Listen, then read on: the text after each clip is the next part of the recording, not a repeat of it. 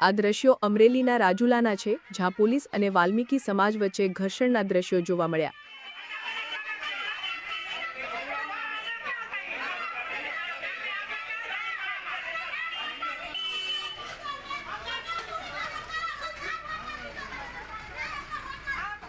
રાજુલા નગરપાલિકામાં 100 કરતાં વધુ સફાઈ કામદાર પડતર માગોને લઈને વિરોધ પર ઉતરી આવ્યા. તેમનો આક્ષેપ છે કે રાજુલા પાલિકામાં છેલ્લા 40 વર્ષથી 130 સફાઈ કામદારો કામ કરતા હતા, જે આજે 30 જેટલા સફાઈ કામદારો જ કામ કરે છે.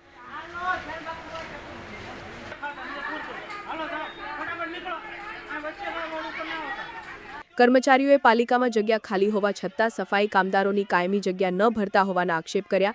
ત્યારે પાલિકાની સામે જ સફાઈ કામદારો ધરણા પર બેસી જતા છેલ્લા 4 દિવસથી શહેરમાં સફાઈ ઠપ થઈ ગઈ છે. આટલું જ નહીં, પાલિકા દ્વારા અન્ય એજન્સી પાસે સફાઈ કરાવવામાં આવતા સફાઈ કામદારોએ તેમની પાસેથી સાવરણા આંચકી લેતા પોલીસે 30 કરતાં વધુ કામદારોની અટકાયત કરી.